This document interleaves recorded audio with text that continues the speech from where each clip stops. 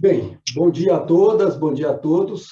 E hoje nós vamos examinar esse abençoado capítulo 6, que quando a gente fala de penas, doutrina das penas eternas, isso parece já sem função no século XXI para nós espíritas. Mas, por incrível que pareça, mesmo no século XXI, esta ainda é uma crença de muita gente. Então, não tenhamos dúvida de que realmente as possibilidades disso aqui ser um incômodo para o entendimento são grandes. Então, o que nós precisamos fazer é examinar isso mesmo. Kardec, né, vai tratar do item 1 ao 9, como vocês estudaram a semana passada, ele vai dizer no item 3 que provavelmente isso foi útil na infância dos habitantes desse planeta, porque era necessário temor para que as pessoas tivessem o freio moral. E vai dizer também que já no século XIX, que era o que ele estava, isso não tem mais fundamentação, porque as pessoas, obviamente, vão levar em conta o bom senso, e isso parecerá algo como um conto da carochinha para quem já tem esse bom senso acentuado. Então, mesmo assim, é preciso, né, porque Kardec, quando lançou o Livro dos Espíritos pela primeira vez, quando ele lançou a doutrina espírita, então, ele, na verdade, tinha uma igreja que dominava. E essa doutrina das penas eternas, a época dele, era muito forte. Então, examinando isso, a época dele, examinando isso ainda à luz das dificuldades que muitos irmãos têm, continuam com aquela infância espiritual, é necessário que a gente trabalhe esse tema. Então, o que nós queremos ver aqui é exatamente esse capítulo 6. Vocês já estudaram a origem da doutrina das penas eternas, e agora nós vamos estudar os argumentos a favor das penas eternas, que é o que nós vamos colocar aqui como base para a nossa compreensão e perceber que essa doutrina não tem sanção racional. A gente vai ver no final que, se você usar a razão, essa doutrina não tem fundamentação, ela cai por terra e ela parece coisa infantil quando você assim compreende. Então, existem argumentos que os seguidores dessa doutrina se utilizam para poder defendê-la. E Kardec nos trouxe alguns, e que nós vamos examinar. Mas o mais importante de todos é o que ele colocou no item 10 como sendo o principal argumento a favor das penas eternas. E ele vai dizer que é doutrina sancionada entre os homens que a gravidade da ofensa é proporcionada à qualidade do ofendido. Ou seja, quanto mais elevado for o ofendido, mais grave é a ofensa. É uma relação direta que coloca-se aqui como sendo base dessa doutrina. Se você, por exemplo, ofendeu um animal, essa ofensa praticamente não tem valia alguma. Se você ofendeu um mendigo, essa ofensa tem pequeno alcance. Mas se você ofendeu uma autoridade, cuidado, ela poderá ter sobre você reflexos pesados. Então, Kardec vai trazer uma imagem muito comum à época, que é o que nós chamamos de rei, né? Uma autoridade maior. E ele diz assim, o crime de lesa majestade, que era um crime da época, por exemplo, o atentado à pessoa de um soberano, sendo considerado mais grave do que o for em relação a qualquer súdito, é por isso mesmo mais severamente punido. Estou dando um exemplo aqui nas condições da Terra, como essa doutrina é explicada, como ela é justificada. E sendo Deus muito mais do que um soberano, pois é infinito, deve ser infinita a ofensa a ele, como infinito o respectivo castigo, isto é, eterno. Então, veja que legal. Se você tomar isso aqui no raciocínio limitado, o que a gente chama de raciocínio reducionista, você vai concordar com ele. Puxa vida, se você ofende alguém que é uma autoridade, que você deveria silenciar em relação a ela e respeitar, você está cometendo um crime grave. Então, você tem que ser punido de forma grave. Faz algum sentido quando você vê isso. E quando você faz a extensão disso, transcende isso para o conceito de Deus, que é infinito, que é eterno, aí você pode aplicar esse mesmo raciocínio com Deus. Ora, se a sua ofensa é com Deus, com as leis de Deus, meu amigo, você está condenado para sempre, acabou, você não tem mais chances. Então, é essa a condição que nós temos que levar em conta no raciocínio que foi utilizado para conceber essa doutrina das penas eternas, ou esse dogma, como deveria ser melhor chamado. Atenção, gente, se vocês prestarem atenção, não existem dogmas, ou qualquer que seja as leis que se foram estatuídas na questão humana, notadamente na Igreja Católica, sem que elas tenham uma razão. Claro que elas têm uma razão, elas têm uma base, elas têm uma fundamentação que sustenta a defesa daqueles que a seguem. Não obstante, essa fundamentação, né, não necessariamente é lícita ou é racional. Por isso, muitas vezes, dogmas foram construídos para domar massas, dogmas foram construídos para manter o império sobre a determinada situação, para manter o poder, enfim, essas são as situações não lícitas. Mas existem dogmas em que a crença era fundamentada em entendimentos ainda reducionistas, como, por exemplo, acredita-se ainda hoje na igreja que Jesus é Deus. A visão deles de que Jesus é Deus tem fundamentação na leitura que eles fazem do Evangelho. E aí eles tomam as partes que a eles tornam-se afável, tornam-se adequadas, e elas, então, são tomadas como a base para defender essas ideias. E eles sustentam isso até quando elas ficam insustentáveis. Vamos lembrar a doutrina ou o dogma que eles chamavam de geocentrismo, né, que era tudo, a Terra era o centro de tudo. Até que veio Galileu Galilei, e antes dele tantos outros que tentaram, mas não conseguiram, demonstrar que isso estava errado. O Galileu Galilei, como sabemos, foi ameaçado de fogueira, e ele, obviamente, abriu mão em termos externos, mas continuou estudando, e 5 anos depois, se não me falha a memória, que ele desencarnou, a igreja foi obrigada a dobrar-se àquilo que se chama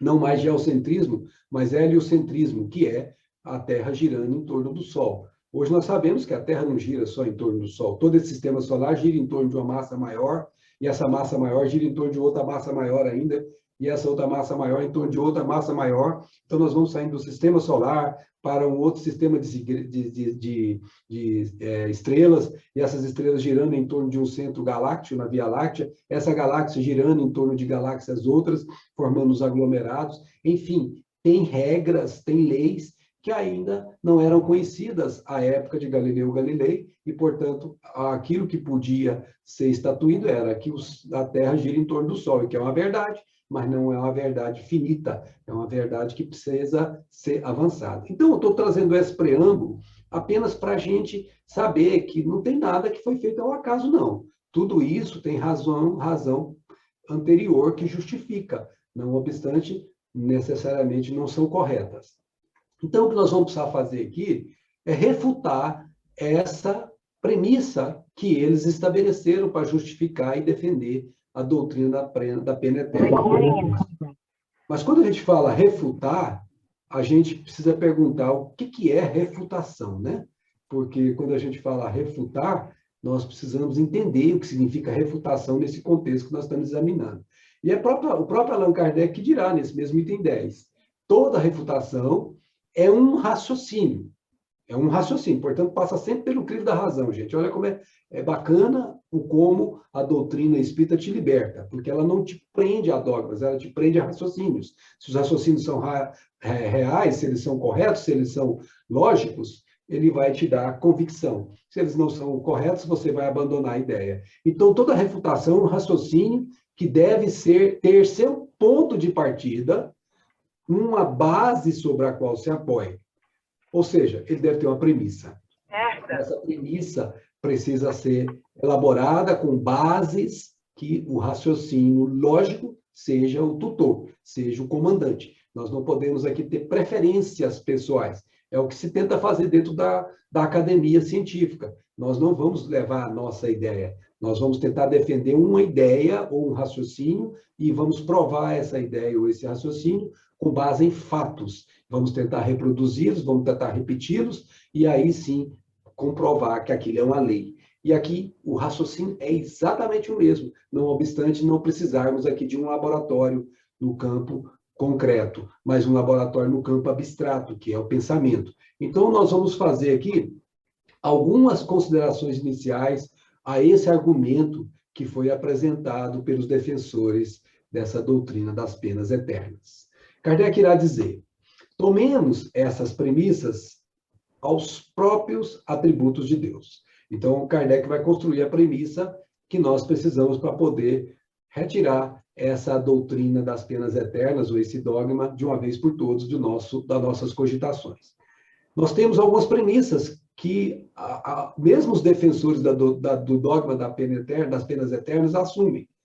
Assumem que Deus é único, assumem que Deus é eterno, que é imutável, que é imaterial, que é onipotente, que é soberanamente justo e bom, que é infinito em todas as perfeições.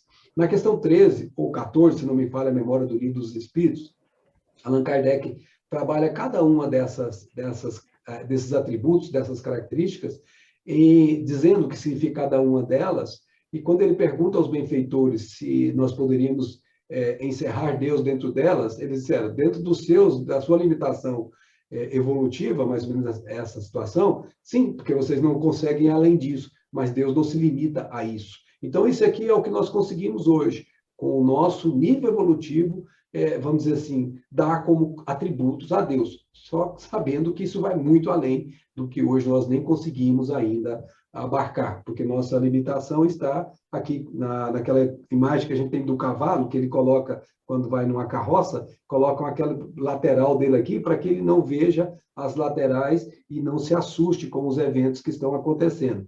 Fazendo essa mesma analogia, nós temos umas relações laterais que impedem que nós vejamos o que nós não conseguiríamos compreender ainda e que nos assustaria. Então, o que vai acontecer? Na medida que nós vamos avançando na evolução, essa janela vai abrindo, abrindo, abrindo, até um dia ela dá 360 graus, que é quando nós não precisaremos mais reencarnar, que é quando nós aprendemos tudo que a matéria pode ensinar. Nesse momento, seremos espíritos livres da reencarnação. Nesse momento, teremos condição de abarcar o que é realmente Deus. Por isso que Jesus diz, bem-aventurados os puros de coração, porque eles verão a Deus. Significa dizer que puro de coração, quando a sua janela for de 360 graus. Você conseguir ver tudo que é possível ver, porque você já tem a estrutura psíquica para ver. Você já foi configurado nas experiências diversas reencarnações. Você, então, está capaz de atender à compreensão de Deus. E aí, nós conseguimos entender por que Jesus diz, eu e o Pai somos um, que levou, inclusive, aos defensores de que Jesus é Deus, a tomar isso como premissa. O próprio Jesus diz que ele é Deus. Não, Jesus não diz que ele é Deus. Jesus diz, eu e o Pai somos um. Nós, na verdade, interpretamos isso de maneira muito clara. Não é que Jesus seja Deus, é que Jesus reflita todos os pensamentos e os sentimentos de Deus. Ou seja, onde ele estiver, seja aqui na terra como no céu, ele faz a vontade do Pai. Logo, é como se ele fosse o próprio Pai. Por isso que ele disse várias vezes que, estando com eles, vocês estão com o Pai. Exatamente esse nosso entendimento muito claro sobre isso. Então, esses atributos que estão aqui, não nos percamos em cogitações de achar que são todos, não são. Estão aqui, nós temos capacidade psíquica para poder apreender. Bom, Kardec irá dizer, é impossível, são expressões dele, é impossível conceber Deus de outra maneira.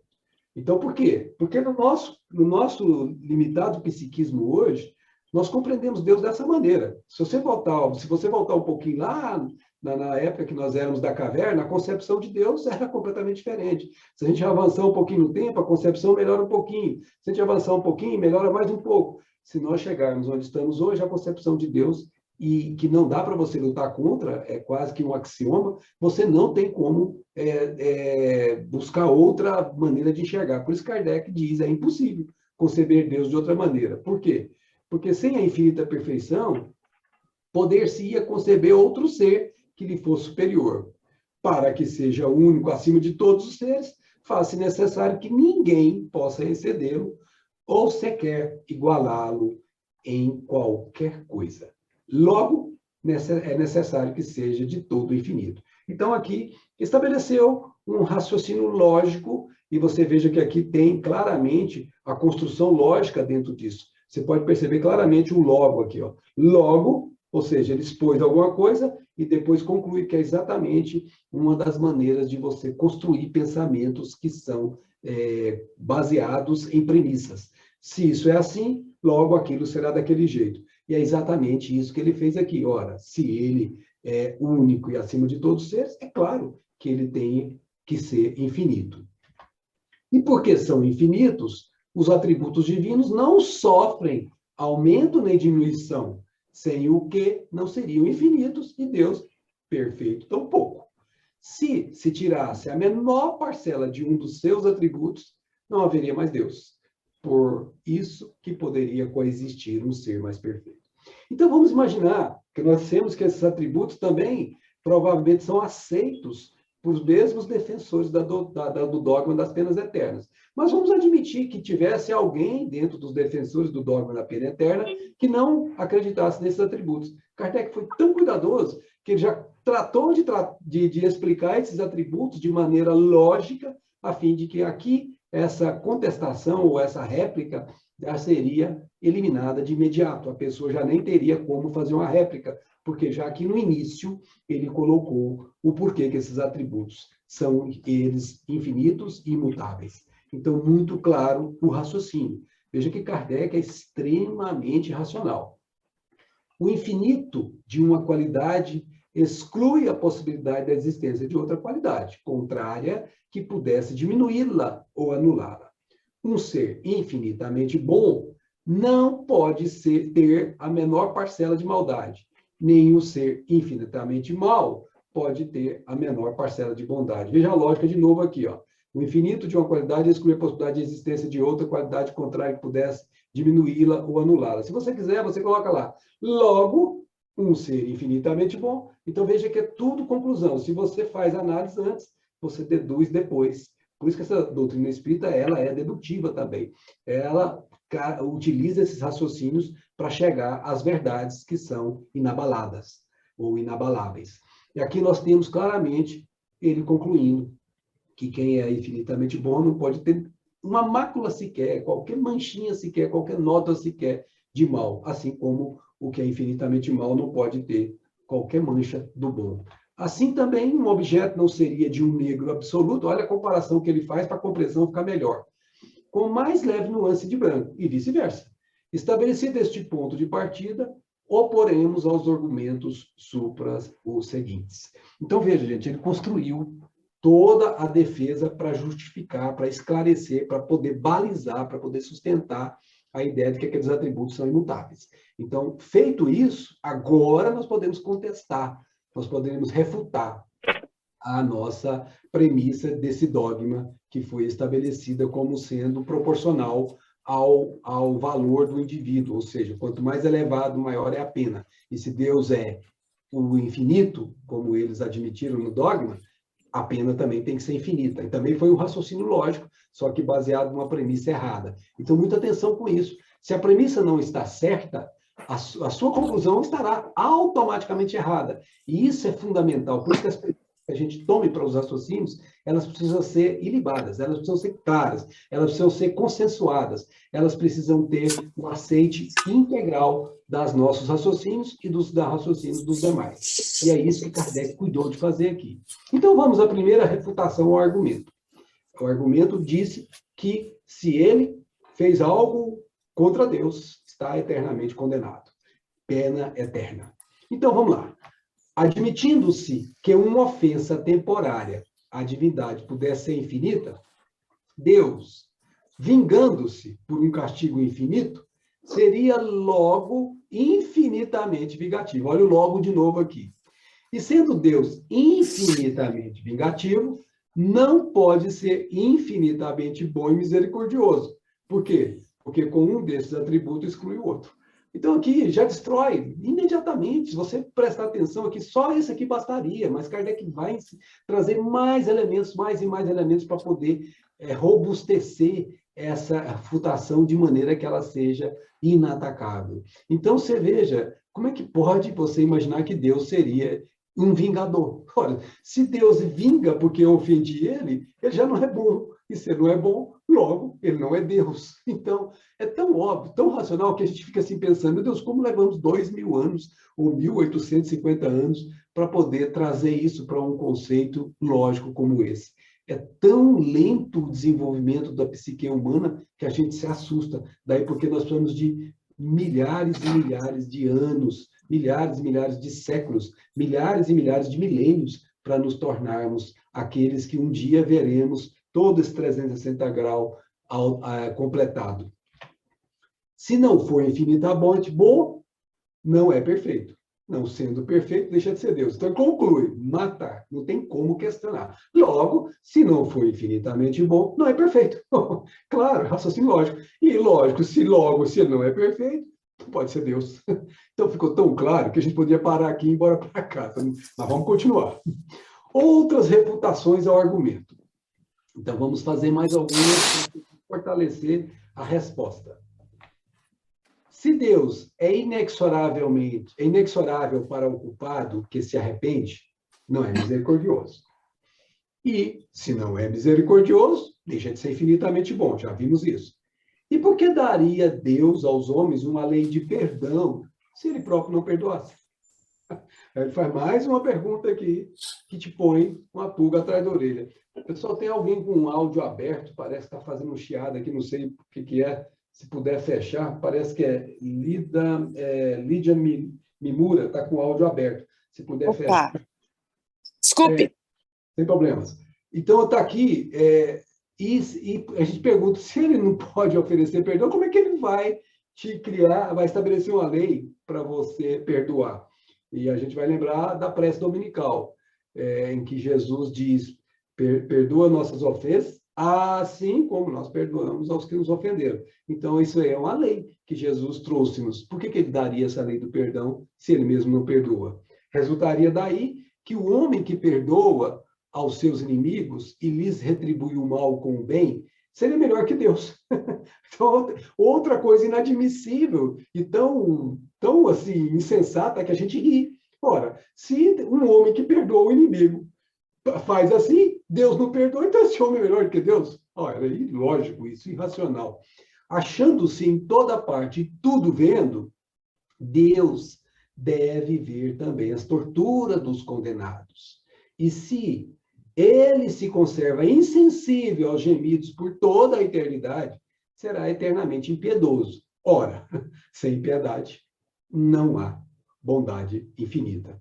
Ou seja, o ora representa o logo. Logo, sem piedade, não há bondade infinita.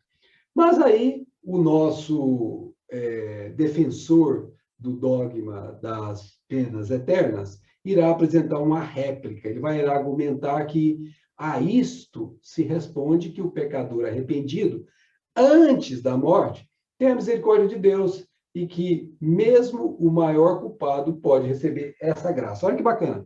Ele está dizendo, então, aqui, que a pena eterna dura enquanto ele, encarnado, antes de morrer, está dizendo ele aqui, dura enquanto ele não se arrependa. Se ele se arrepender e pedir ao Pai a graça, o Pai poderá retirá-lo da pena eterna quando ele acabar a sua vida física. Que eles acreditam, ou acreditavam à época, que vai para o céu e tem aqueles lugares, aquelas coisas todas que a gente já conhece aí dos estudos anteriores. O fato é que o raciocínio também é lógico, mas, de novo, o raciocínio continua reducionista. Por que continua reducionista? Porque ele está vendo aqui só o antes da morte. Ele não está vendo o depois da morte. Então, vamos continuar com a refutação, em que Kardec irá dizer assim: quanto a isso, não há dúvida, e compreende-se que Deus só perdoe ao arrependido, mantendo-se inflexível para com os obstinados. Até isso se compreende, ainda que essa palavra inflexível para com os obstinados é uma palavra que, obviamente, Kardec está usando o vocabulário deles. Mas, se ele é todo misericordioso para a alma arrependida antes da morte, por que deixará de o ser para quem se arrepende depois dela? Gente, já destruiu, com todo respeito, não vai falar mais nada. Já destruiu a réplica do nosso argumentador. Por quê? Porque se ele é bom, se ele oferece uma graça, que ele chamou de graça aqui, que nós sabemos que não é uma graça. Existem leis leis de causa e efeito. Ok, você não estará eternamente condenado, porque você terá a oportunidade para reparar. E essa seria a graça, você terá a chance de redimir-se corrigindo o seu erro. Aqui, se isso é permitido quando você está encarnado, por que isso não é permitido depois que você desencarna? Por que a eficácia do arrependimento só durante a vida, um breve instante, e não na eternidade, que não tem fim? Então, se veja que os raciocínios que Kardec nos traz para refletir são extremamente robustos, racionais, lógicos, incontestáveis. Circunscritas a um dado tempo, a bondade e misericórdia divinas teriam limites e Deus não seria infinitamente bom. Então, aqui, de novo, voltamos aos atributos que ele lançou como premissas de defesa para refutar a tese dos que têm como dogma fundamentado nas penas eternas. Então, se nós tivermos aqui, Deus não seria infinitamente bom e acabou-se o processo de explicar ele como Deus. Bom, vamos continuar os raciocínios. Deus é soberanamente justo. A soberana justiça não é inexorável, absolutamente. Aqui, então, Kardec contestando o que, para eles, defensores do dogma das penas eternas, é inexorável depois da morte. Não é inexorável antes da morte. E Kardec diz claramente, a soberana justiça não é inexorável, absolutamente. Nem leva a complacência ao ponto de deixar impune todas as faltas. Então, não passa a mão na cabeça e livra o outro de fazer qualquer coisa, que seria a graça, e nem é absolutamente inexorável com o outro que não se arrependeu e vai ficar eternamente lá e nunca vai ser libertado dessa pena eterna. Então, tem os dois lados.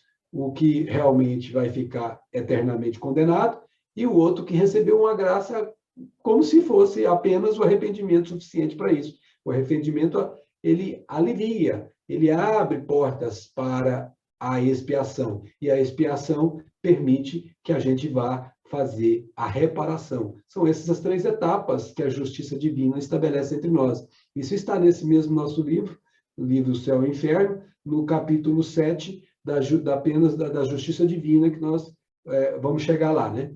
E isso, obviamente, Kardec traz aqui, a ponto de deixar impune todas as faltas. Não, ao contrário. Deus pondera rigorosamente, ou a justiça de Deus pondera rigorosamente o bem e o mal, recompensando um e punindo o outro, equitativa e proporcionalmente, sem se enganar jamais na aplicação. Então, veja, é um sistema meritocrático que você percebe na justiça divina. Só que é uma meritocracia do ponto de vista moral e não do ponto de vista humano, do ponto de vista material. Aqui nós temos recompensas, que é a paz, é a tranquilidade íntima. Essa é a maior recompensa que o ser recebe por fazer o bem. E a punição, ou como ele chamou que punido, a punição, é, na verdade, a falta de paz que a criatura passa a experimentar, ou seja, o complexo de culpa, o remorso, aquilo que leva mais tarde ao arrependimento, se ele dobrar a serviço. Então, nesse momento em que nós estamos vendo aqui, há consequências do ato, que pode receber a paz como recompensa ou pode receber a ausência de paz como punição. Em um e outro, lei de causa e efeito, ou seja, a consequência da decisão tem como base o que foi feito na decisão. Se a decisão está em harmonia com as leis cósmicas, a recompensa é paz. Se a decisão anteriormente tomada está em enarmonia com a consciência cósmica, a consequência é a punição ou a ausência de paz. E, obviamente, não se fica nem um dia a mais, nem um dia a menos no outro, porque aqui a recompensa é proporcional ao ato que gerou a recompensa, nem mais para baixo, nem mais para cima. A punição, exatamente. Mas até acontece que, junto com a lei de justiça, tem uma lei de misericórdia, que permite o Pai, nessa misericórdia, que às vezes a sensação da recompensa dure mais tempo e a sensação da punição possa ser diminuída em função da misericórdia para com o que transgrediu a lei divina. Então, nós temos a lei de justiça caminhando junto com a lei de misericórdia. Se, por uma falta passageira, resultante sempre da natureza imperfeita do homem, e muitas vezes do meio em que vive, a alma pode ser castigada eternamente, sem esperança de clemência ou de perdão. Se isso é assim, não há proporção entre a falta e o castigo. Logo, não há justiça. Então, aqui, arrematou. Se por uma falta passageira, resultante sempre da natureza perfeita do homem, ou seja, você vai errar, porque você ainda é imperfeito. É natural que você erre. Atire a primeira pedra, aquele que estiver sem pecado, disse Jesus. Significa dizer que se você entrou na esfera da evolução, na esfera da lei de progresso, é natural que você erre. Sabe por quê? Porque no início, nós fomos criados simples e ignorantes, ou seja, sem saber e sem maldade. Simples, humildes, naturais, sem nenhuma viés para o mal ou para o bem. E, obviamente, ignorantes até mesmo do mal e do bem. Mas como é que eu vou ter condição de escolher o mal e o bem se eu não os conhecer? Como é que eu vou saber se o vermelho é vermelho se eu não ver o vermelho e depois poder ver o verde? Como é que eu vou discernir um do outro se eu não conhecer ambos? Como é que eu vou saber que a rocha é dura e a água é mole se eu não tocar na rocha e se eu não tocar na água? Como é que eu vou experimentar essas sensações sem fazer a experiência? Então, aqui é exatamente isso. Nós estamos num mundo em que nós estamos em experiências, em que o nosso livre-arbítrio está crescente a cada etapa, a cada jornada. E quanto mais o livre-arbítrio torna-se maior, mais responsabilidade o indivíduo passa a ter para com as leis divinas. A quem muito é dado, muito será pedido, disse Jesus. E aqui é exatamente isso. Então, Kardec está chamando a atenção aqui. Ó, se a natureza é imperfeita do homem, é claro que ele vai errar. É claro, é natural, não tem como exigir dele só acertos, porque não experimentou tudo que tem que experimentar. Agora, reincidir no erro é o que nós chamamos não mais de prova, nós chamamos de expiação, porque ele insistiu naquilo que ele já sabe que não convém. Então, isso passa a não ser mais dor, mas passa a ser sofrimento, porque ele criou para si o sofrimento e não as leis de crescimento espiritual. Por isso, Kardec diz, não dá para você condenar eternamente uma criatura que fez isso por experiência tão limitada e agora ele vai ficar eternamente castigado. Ou o outro que fez algo até mais grave do que isso, do que ele fez, muito mais grave às vezes, e que recebe o perdão. E Kardec diz, cadê a proporção entre falta e castigo? Não há, porque o sujeito, na verdade, foi redimido por graça e o outro foi condenado perpetuamente, porque não arrependeu antes da morte.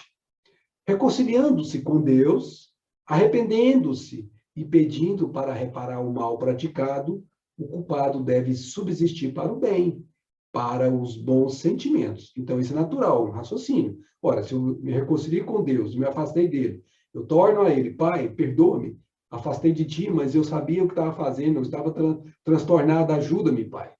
E arrependo-me do que fiz, perdoa, eu perdoo, peço perdão a quem eu fiz mal. Ou seja, o sentimento passa a ser de uma pessoa que quer se melhorar, de uma pessoa que quer ter bons sentimentos. Se, porém, o castigo é irrevogável, essa subsistência para os bons sentimentos não frutifica. E um bem não considerado significaria injustiça. Então, mais um argumento que justifica aquela situação de fazer infrutífera essa defesa da réplica. Entre os homens, o condenado que se corrige tem por comutada e às vezes mesmo perdoada a sua pena. E assim, haveria mais equidade na justiça humana que na divina. Ou seja, os homens às vezes condenam alguém e depois ele recebe uma comutação, diminui a pena dele, ou às vezes mesmo é perdoado. Nos Estados Unidos, por exemplo, o governador pode até impedir uma pena de morte lá, e se ele quiser, se do desejo dele partir essa imagem, dá bem aquela imagem do poderoso, né, que tem poder sobre vidas, ele aqui faria isso melhor do que Deus. Então, a justiça humana seria superior à justiça divina, o que, de novo, faz com que a gente fique assim, absolutamente incompreendido do porquê que pessoas defendem essas ideias tão indefensáveis. Se a pena é irrevogável, inútil será o arrependimento, e o culpado, nada tendo a esperar de sua correção, persiste no mal, de modo que Deus não só o condena a sofrer perpetuamente, mas ainda a permanecer no mal por toda a eternidade, o que é contrário, completamente contrário ao que Deus espera de cada um de nós, porque nós somos criados simples e ignorantes para sermos bons. O DNA da bondade que está no Pai foi dado ao Filho, como sendo o reflexo, entre aspas, genético desta criação. Então, aqui, Kardec está dizendo que seria exatamente o contrário se Deus agisse dessa maneira. Nisso, não há nem bondade e nem justiça. Então, logo, não seria Deus. Pronto, encerrou a conversa, mas prosseguem as premissas à refutação. Ainda Kardec não se contenta em dar só essas defesas, que já seriam há muito tempo já tranquilas, mas ele ainda vai trazer mais. Sendo em tudo infinito, Deus deve abranger o passado e o futuro. Deve saber, ao criar uma alma, se ela virá a falir, assaz, ou seja, bastante gravemente, para ser eternamente condenada. Deus sabe disso, porque ele sabe tudo. Ele é o detentor de todo o conhecimento, porque é Deus. Ora, se não o souber, a sua sabedoria deixará de ser infinita, e ele deixará de ser Deus. Sabendo, cria voluntariamente uma alma, desde logo voltada ao eterno suplício. E, nesse caso, deixa de ser bom. De novo, aí você vê o raciocínio reforçando. E, para não ter dúvida, Allan Kardec arremata. Uma vez que Deus pode conferir a graça ao pecador arrependido, tirando-o do inferno, deixam de existir penas eternas. Aqui, de novo, é tão infantil, com todo respeito à expressão infantil aqui, gente, mas é tão infantil o raciocínio de defesa de um dogma desse, que Kardec aqui, com essa frase, acaba.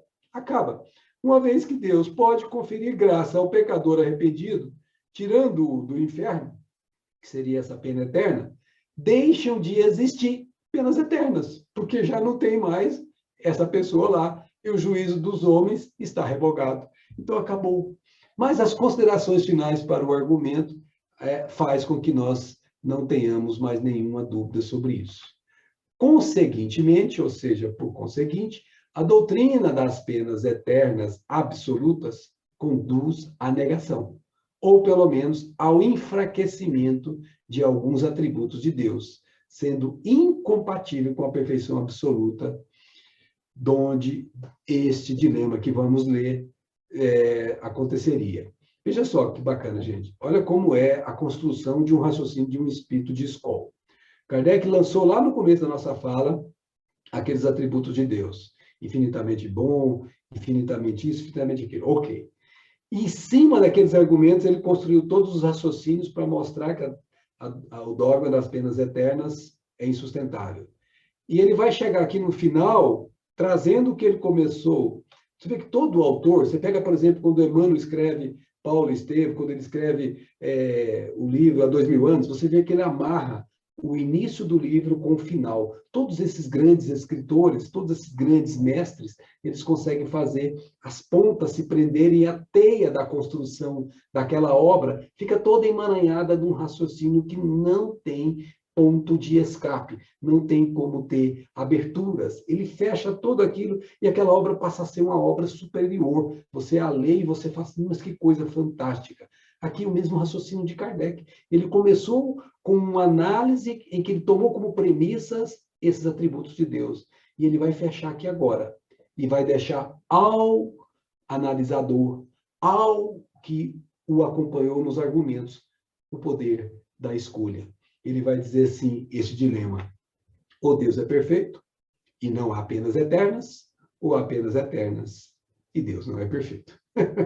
É fantástico, gente. Eu coloquei aqui nessa cor destacada, porque é fantástico. Ele não está obrigando você a aceitar uma ou outra. Ele está dizendo assim, se você raciocinou comigo, meu filho, ou Deus é perfeito, então não tem que ter pena eterna, porque é lógico, ou há penas eternas e Deus não é perfeito. Você escolhe. Se você escolhendo, defenda, porque se você escolher o segundo, meu amigo, está complicado. Porque aí você não vai ter como defender que Deus é perfeito. E aí você já vai perder-se nos raciocínios seguintes. Sede, pois, vós outros perfeitos, com perfeito é o vosso Pai, como disse Jesus. Ora, se Jesus o argumentou com perfeito, se Jesus diz que Deus é Espírito e verdade, para aquela mulher do poço de Jacó, nós, ok, sabemos que Deus não pode ser a primeira parte. É isso para o mais importante argumento dos defensores do dogma da pena eterna. Mas Há outro argumento. Na verdade, há outros que nós vamos aqui trazer alguns. Outro argumento a favor das penas eternas. A recompensa conferida aos bons, sendo eterna, deve ter por corolário a eterna punição. Justo é proporcionar a punição à recompensa. Então, aqui, apesar de lá atrás já ter sido demonstrado que não há proporcionalidade entre punição e recompensa, como nós vimos lá, aqui está dizendo que a recompensa é conferida aos bons e, sendo eterna, deve ter por corolário a eterna punição. Ou seja, se você é bom, você vai ser eternamente bom. Se você é mau, você vai ser eternamente mau. Então, aqui estaria a equidade entre punição e recompensa. E aí, nós vamos começar a analisar isso, tomando essa palavra corolário, que não é muito comum no dia a dia de nossas falas, e vamos perguntar o que é corolário. E vamos saber que corolário é uma verdade que decorre de outra, que é sua consequência necessária ou continuação natural. É aquilo que a gente fala daquela discussão que nós chamamos de partir de uma premissa e chegar a uma conclusão. Se a sua premissa não for uma verdade, a sua conclusão logo será uma verdade. Se o seu corolário não for um verdadeiro, logo ele não é corolário, a sua conclusão também não será verdadeira, porque partiu de algo que não é uma verdade. Então, nós sabemos que é uma verdade. Por exemplo, vamos tomar um corolário aqui. Eu aprendi, você aprendeu, todos nós aprendemos que 2 mais 2 são 4. Aqui, numa análise bem simplista.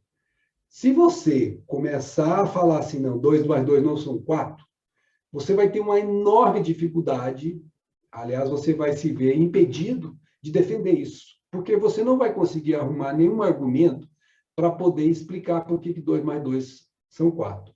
Mas você pensa um pouquinho.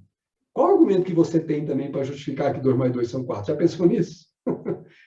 Ou seja, é uma verdade, é um axioma, é algo pronto que você não consegue devassar a profundidade disso ainda. Lembra da nossa psique? Está aqui ainda, gente. Ó. Ainda tem, às vezes, aqui. Ó.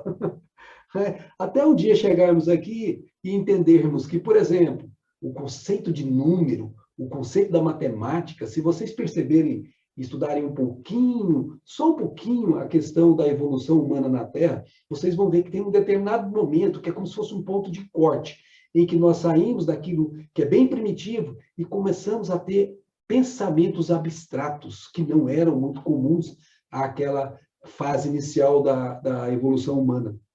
E se vocês perceberem, quando vocês leem A Caminho da Luz, de Emmanuel, vocês vão ver que houve uma emigração de espíritos de capela que foram trazidos aqui na forma de degredados para a Terra, e Emmanuel diz que foram mais de milhões.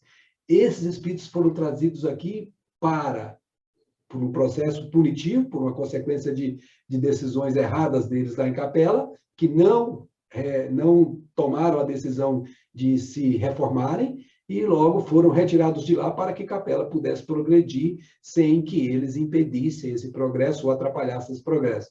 Mas eles vieram para cá não só para serem punidos, aquele paraíso perdido que tem na imagem que nós temos nos vários escritos, inclusive no Velho Testamento, essa sensação de que perdeu algo é exatamente esse degredo. Mas o outro lado, e Emmanuel diz que Jesus os convidou quando foram trazidos para cá, porque Jesus é o governador dessa casa, para que eles fossem também elementos de trazer novos conhecimentos aos primitivos que aqui estavam. E entre esses novos conhecimentos veio de Capela esse conceito tão abstrato de números e outras tantas coisas que vão acontecer, que a gente vai ver que é um salto evolutivo naquela questão do progresso da Terra, dos humanos na Terra. Então, aqui, a gente tem isso como premissa, como um corolário, a gente traz isso como verdade, a gente não tem como argumentar o contrário ou não o contrário disso. Se a gente tentar com esse limite psíquico que nós temos, a gente vai ter dificuldades. Então, a gente aceita e não discute, a gente simplesmente aceita. E isso é o que nós vamos fazer aqui agora, aceitar o corolário. Vamos refutar o argumento desse novo ponto de defesa do dogma. Esse argumento será: Deus criou as almas para fazê-las felizes ou desgraçadas? Então, veja que você responde ao argumentador, dizendo para ele numa forma de pergunta. Deus criou você para ser feliz ou para ser desgraçado? Para aí, deixa a pessoa pensar um pouco. Se a pessoa disser assim, me criou para ser desgraçado, a pessoa vai falar, mas espera aí, se te criou para ser desgraçado, cadê o atributo de bondade dele? Aí você já não tem mais como defender, porque ele volta no atributo de bondade que ele, obviamente, terá aceito nessas descrições que nós fizemos antes.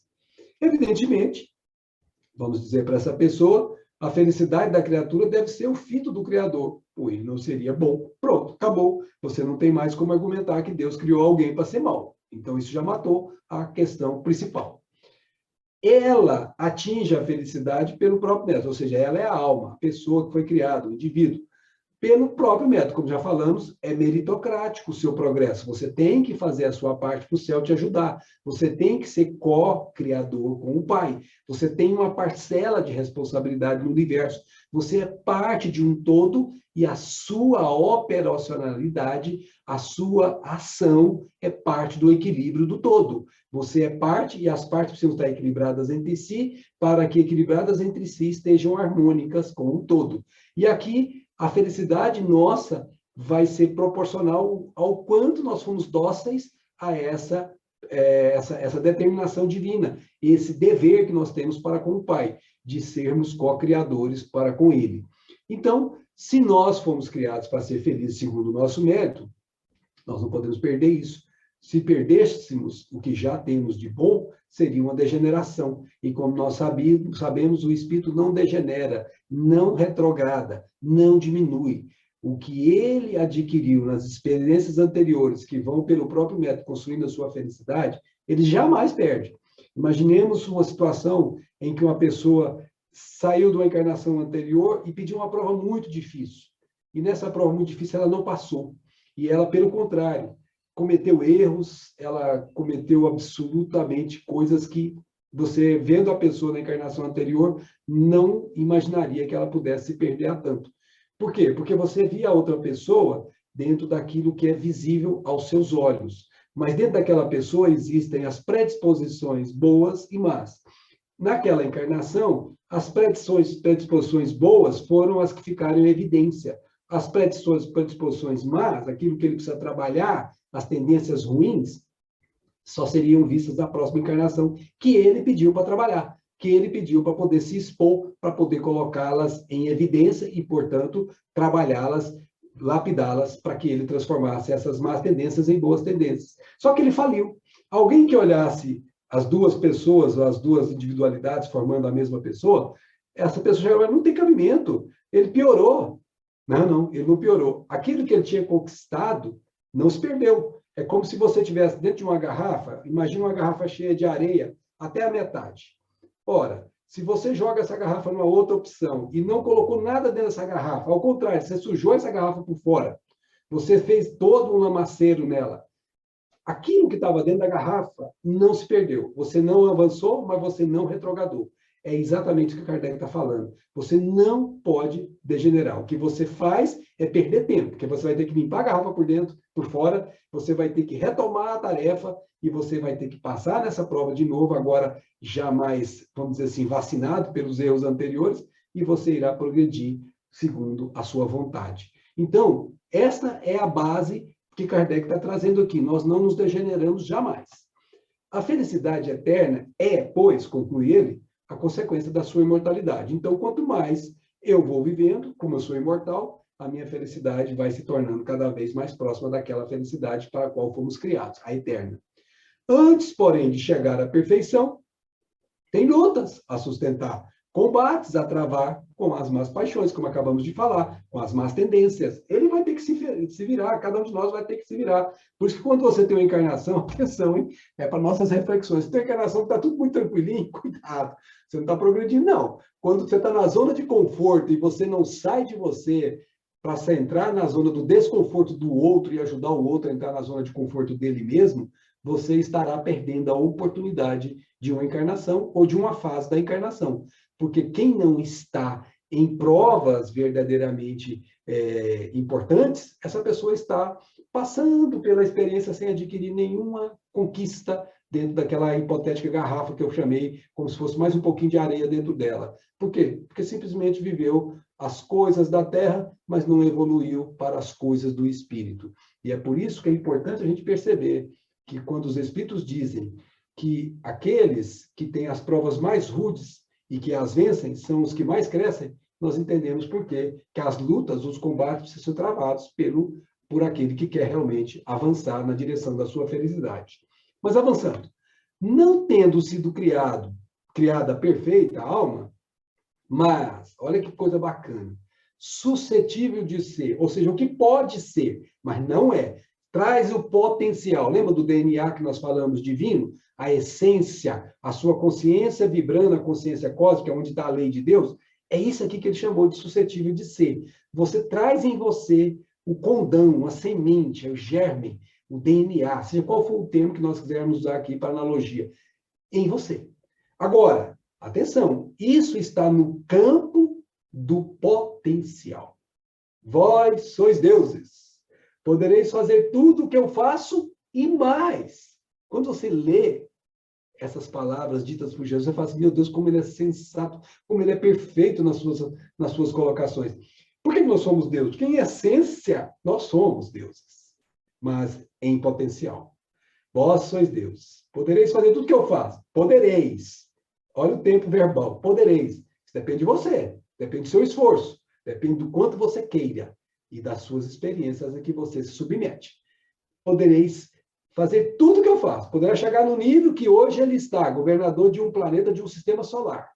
E muito mais. Porque ele também um dia vai governar o próprio sistema solar. Um dia ele vai governar a própria galáxia. Um dia ele vai governar aglomerados. Porque Jesus é um demiurgo, é um Christos, que está no nível de governo de um planeta. Ele não é o ser mais perfeito que existe no universo. É o ser mais perfeito que veio para a Terra. Não o mais perfeito do universo.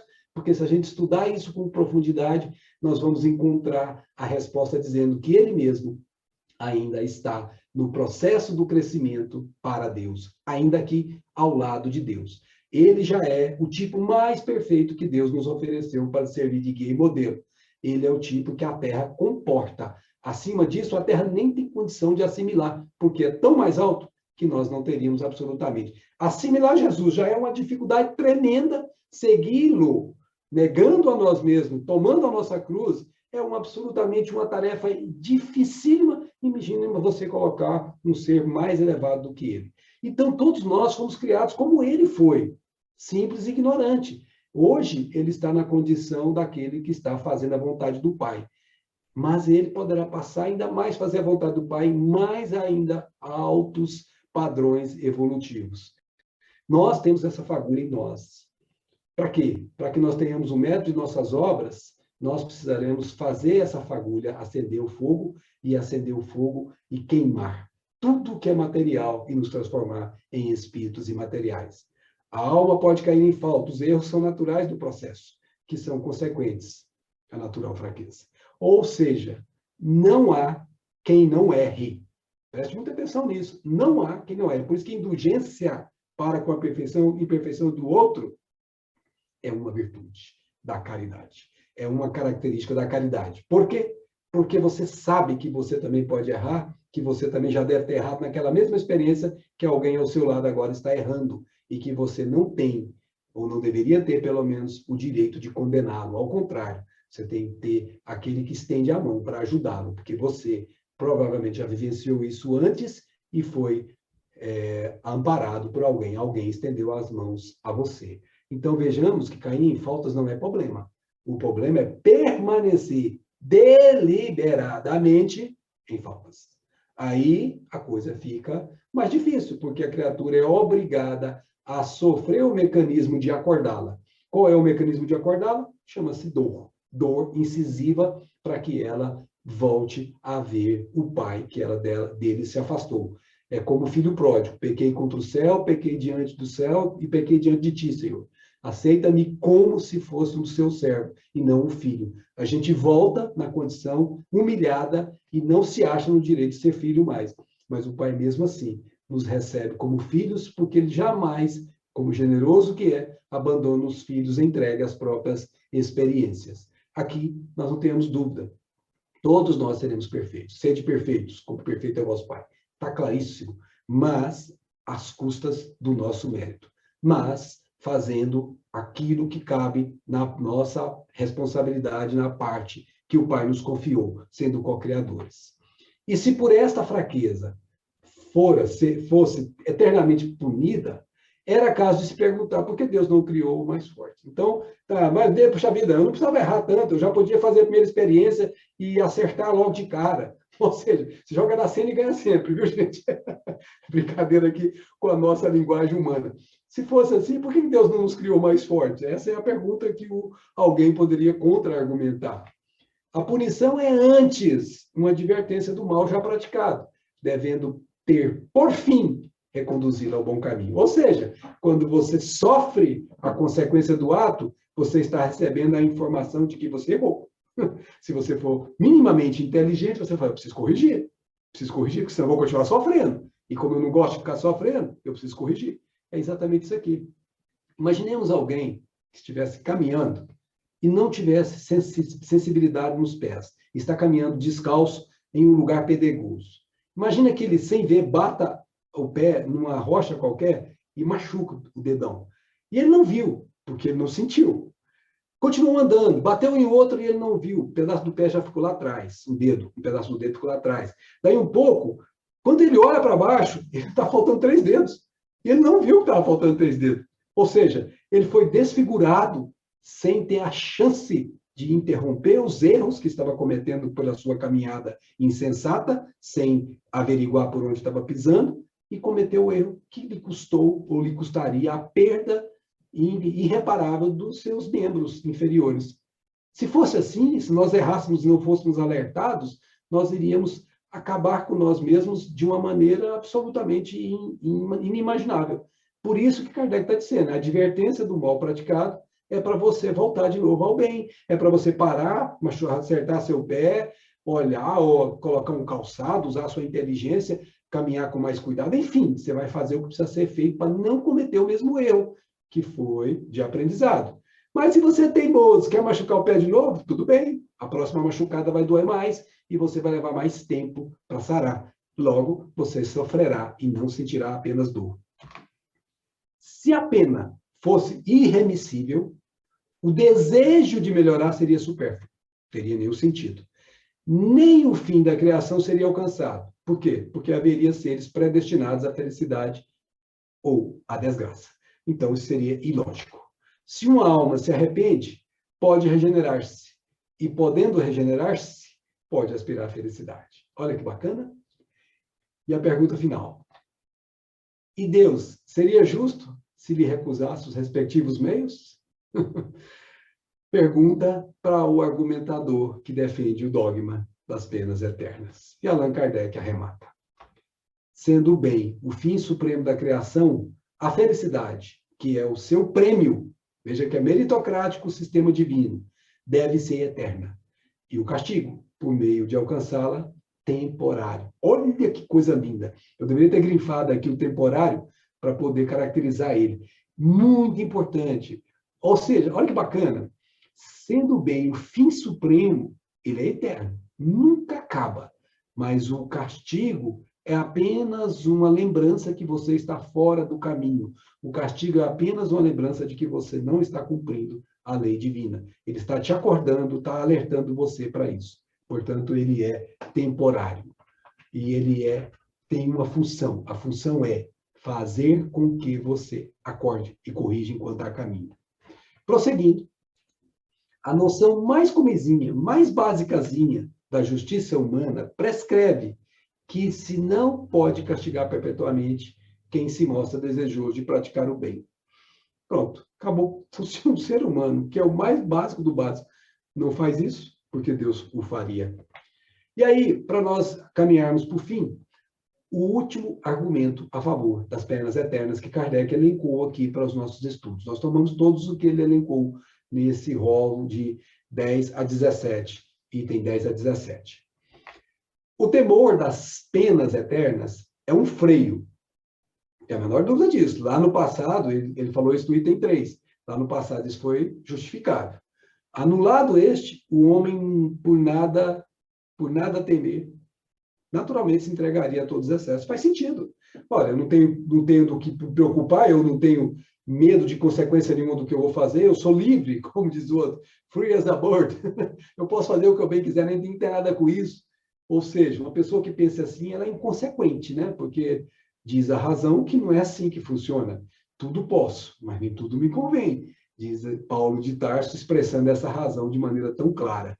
Então, aqui nós estamos claramente deixando, ora, se fosse assim, se a pessoa não tivesse medo de nada, ela não iria realmente se preocupar em parar de fazer o mal, de ter veleidades, enfim, de viver tudo que são os excessos contrários à lei de Deus. Como que você vai refutar isso? Allan Kardec nos ajudará. Esse raciocínio procederia, tá vendo? O Kardec acha até sensato o raciocínio. Ele procederia se a temporalidade das penas importasse, como nós vimos agora atrás. O bem é eterno, o castigo é temporal. De fato, na supressão de toda a sessão penal. Então, vejamos. Se isso fosse assim, se, obviamente, nós tivéssemos a temporalidade da pena, tudo bem, isso seria ótimo. Em não sendo eterno, nem por isso o castigo deixa de ser temeroso. Agora ele vai fazer contra-argumento. Ora, e não sendo eterno, nem por isso o castigo deixa de ser temeroso. E tanto maior será o temor, quanto maior a convicção. Amiga, meu amigo, a gente que está aqui discutindo isso, você que já sabe que existem leis, que são leis que você não tem alteração. Apesar de você conhecer das leis, elas vão continuar existindo. Faça você o que fizer, chore você, não chore.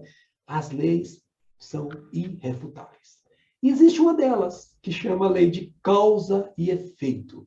Ora, se eu conheço essa lei, se eu já entendo, se eu já compreendo isso, eu já consigo senti-la em mim mesmo. Porque eu, às vezes, faço essa análise em mim mesmo, olho para trás, puxa vida, eu estou sofrendo consequência de um ato que eu tomei lá atrás, aqui nessa encarnação, não preciso voltar para outra, não.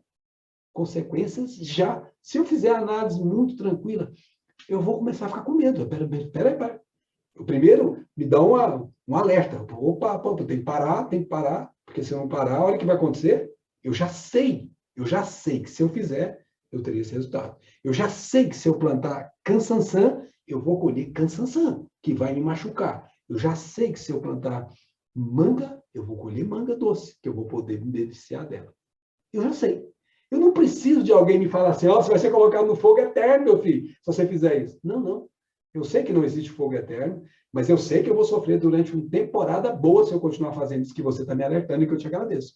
Mas eu não acredito nesse fogo eterno, porque eu sei que esse fogo eterno não pode existir, porque ele é insensato. Então, quando eu chego a essa conclusão, a minha convicção é maior do que a outra, que não é sustentável, porque à medida que eu evoluo, aquela convicção que eu possa ter tido, que não era convicção, era, vamos dizer assim, um freio mesmo, era algo que me era colocado como um freio para eu não continuar naquele comportamento, ela perde o sentido quando eu percebo que aquilo não existe, que aquilo era em verdade, era um conto da carochinha. Esta, por sua vez, tanto mais profunda será, quanto mais racional a procedência do castigo. Quanto mais você ter certeza da procedência do castigo, maior é a convicção. Uma penalidade em que se não crê, não pode ser um freio. A eternidade das penas está nesse caso. Ora, uma pessoa de bom senso hoje, que raciocine, não pode crer numa situação dessa. E se você não crê, você não vai cumprir qualquer outra situação se você não acredita naquilo. Por isso que ter a certeza, saber o porquê faz, saber para onde vai, é sempre uma característica dos vencedores na vida, seja no âmbito físico, seja no âmbito espiritual. Se você crê, você confia em você confia que você vai vencer, e você tem uma meta, você estabelece essa meta, seja de que natureza for, você conseguirá. Por isso que você tem que ter essa força, sabendo que você é filho de Deus, que você pode. Agora, se você vai para o âmbito espiritual e você tem certeza da existência de Deus, você tem certeza de que se o que você está fazendo é para o bem, você conseguirá. mais cedo, nesta encarnação, ou mais tarde, em outra ou em outra. Mas se você persistir no bem, um tanto mais, você conseguirá concluir aquela premissa que você estabeleceu como meta de vida. E aqui é o mesmo raciocínio. As penas eternas não estão mais vamos dizer assim, neste rincão de análise. E para conclusão, Kardec nos dirá: a crença nessa penalidade teve a sua utilidade e a sua razão de ser em dada época. Hoje, não somente deixa de impressionar os ânimos, mas até produz descrentes. O que significa isso? Se você tomar, por exemplo, quando nós estávamos do século XVII para o XVIII, do XVIII para o XIX, foi um momento muito traumático para a religião que estava estatuída, que todo mundo seguia a religião, até o tamanho da saia que a mulher tinha que usar para ir à igreja ou para vestir se era definido, os comportamentos humanos eram tutelados com base nas regras da religião. Com esse avanço da inteligência, notadamente com o século das luzes da razão, que vieram trazer muitos ensinamentos, nos trouxeram, abriram um pouquinho a enxergar da vida, a gente conseguiu perceber que várias das coisas que nós éramos levados a cumprir, elas não faziam sentido. A gente cumpria por medo, cumpria porque um superior mandava, e a gente, por não saber as consequências verdadeiras de não cumprir, a gente cumpria e fazia como tinha que fazer. Mas no momento em que nós soubemos que aquilo era o conto da carochinha, que aquilo não tem sentido, nós nos rebelamos. A gente vai ficando cada vez mais, assim, vamos dizer assim, até descrentes, no ponto de falar assim, puxa, mas como que eles fizeram isso com a gente esse tempo todo? Fizeram a gente de marionete, fazendo a gente cumprir coisas.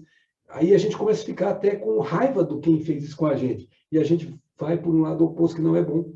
A gente vai para o lado do materialismo, por o que aconteceu. Muitos passaram aí para o materialismo. Se vocês observarem o século XIX, notadamente o XIX, quantos foram os filósofos que negaram Deus? Deus não existe, Deus está morto. Por quê? Porque eles passaram para o outro lado por absoluta ojeriza do lado oposto, que era o lado religioso, tutelado, que fazia você fazer sem saber por que fazia. O que veio fazer a doutrina espírita? O que veio fazer a terceira revelação, o Consolador prometido, o Espírito Verdade? Ele veio fazer você perceber que nem lá e nem lá. Ou seja, nem no crente fazendo não, sem saber por que faz, nem do descrente não fazendo porque ficou descrente do que fazia. Não, fazer o que tem que ser feito com base em raciocínios lógicos, sabendo por que faz, portanto, sabendo que tem responsabilidade sobre o que faz, que não é preciso que alguém diga o que fazer compete a mim deliberar. E logo, isso me faz tornar-me libertador, porque eu passo a ser aquele que tem império sobre si mesmo, aquilo que tem império sobre o destino. Para finalizar, uma reflexão rápida com Jesus. Bem-aventurados os limpos de coração. Por quê? Porque eles verão a Deus. Então, o 360 graus da visão psíquica é aquela em que um dia nós teremos o coração totalmente puro. E, nesse momento, nós estaremos aptos a fazer o que Jesus hoje faz conosco. Tutelar almas em âmbito muito maior. Muita paz a todas, muita paz a todos e muito obrigado pela atenção.